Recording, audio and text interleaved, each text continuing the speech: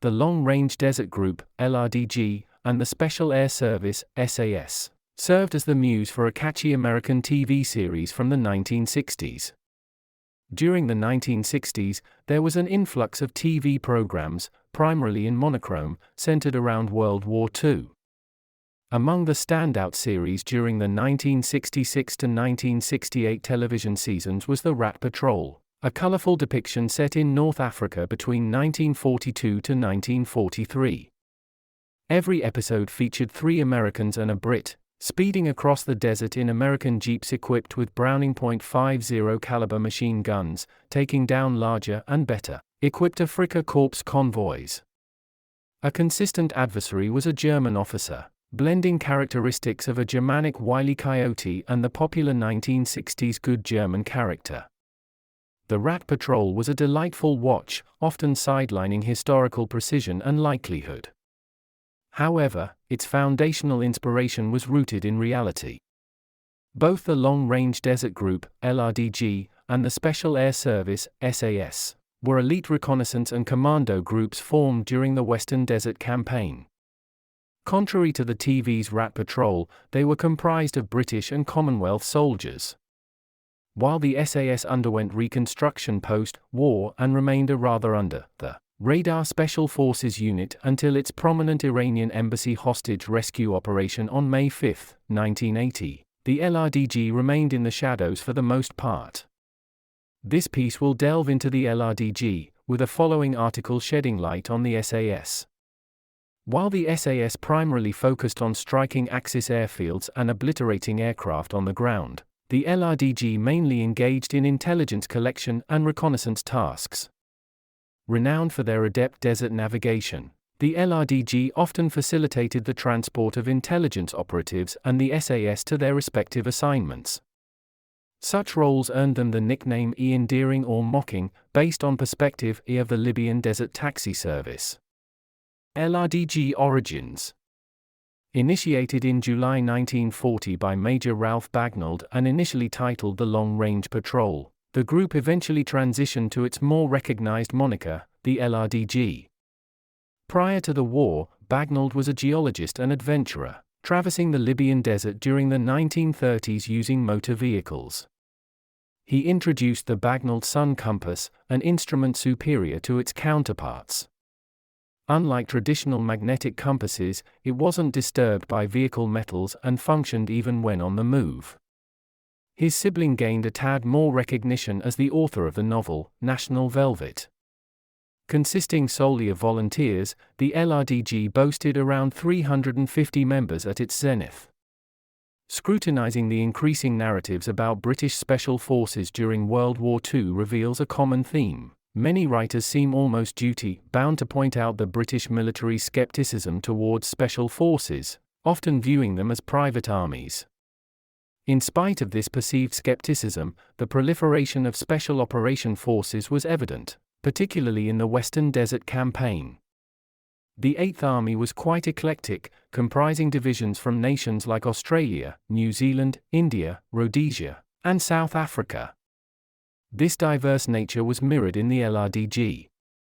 Initially, the majority hailed from New Zealand, but they soon welcomed members from Indian, Rhodesian, and traditional British Army regiments. One striking feature of the LRDG was its extensive duration spent deep within enemy territories. They often set up operations from Jalo Oasis, situated in central Libya near the fringes of the Great Sand Sea, and at other instances from the Siwa Oasis in Egypt's south. Organized similar to cavalry divisions, the LRDG was segmented into squadrons, which were further subdivided into patrols. The patrol composition varied throughout the desert warfare. Originally, a patrol consisted of 2 officers alongside 28 non-officers in 11 specially adapted trucks. This number later slimmed down to 1 officer with 15 other crew members using 6 vehicles. They primarily utilized either Ford or Chevrolet 30 hundredweight trucks, equipped with an array of weaponry ranging from the Lewis gun, Vickers .303s, to the Browning .30 and .50 caliber machine guns. Some trucks were even equipped with Boy's anti-tank rifles and the more potent, yet gradually outdated, 37mm Bofors gun. To minimize weight, these trucks underwent modifications by removing unnecessary parts like roofs and doors, while bigger radiators were incorporated. By around July 1942, post the US's war involvement, Willie's Jeeps were assigned to the patrol leader and chief patrol sergeant.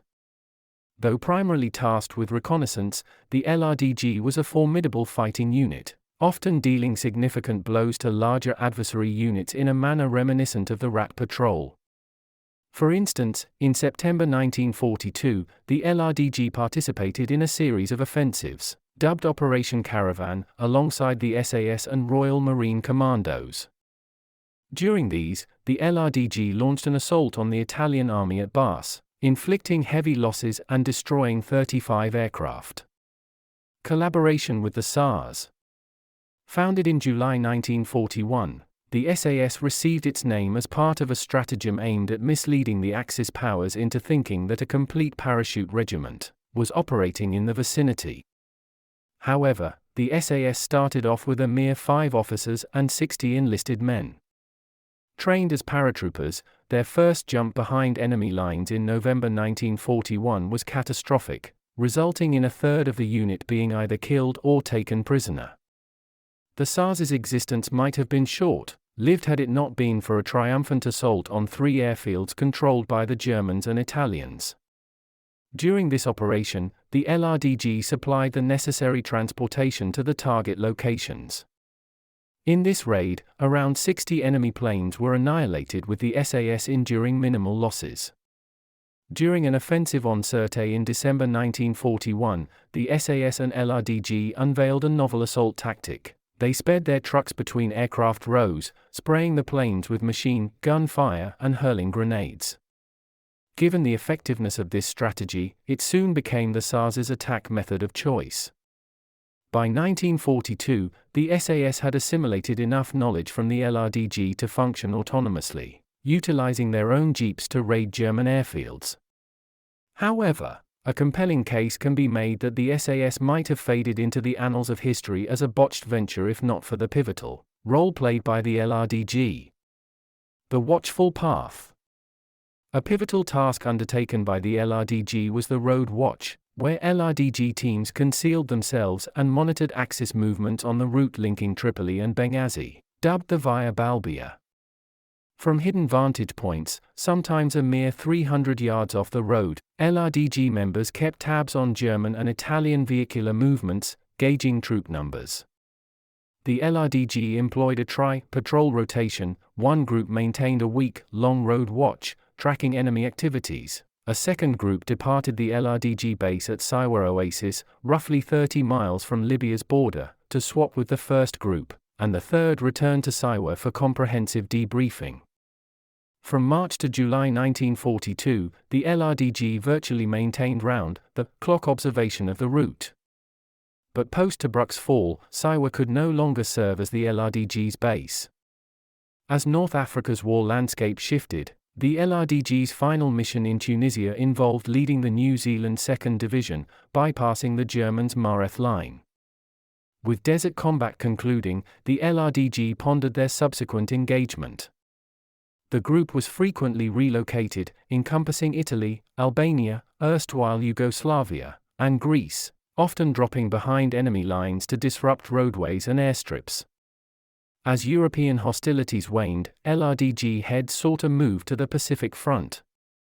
However, the War Office dismissed the proposal, citing the presence of other commando factions already in Asia.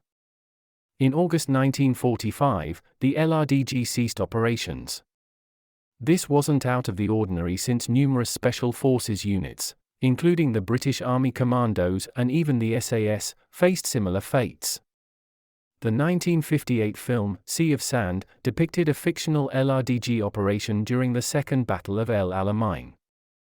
Beyond this, public recollection of the LRDG began to wane.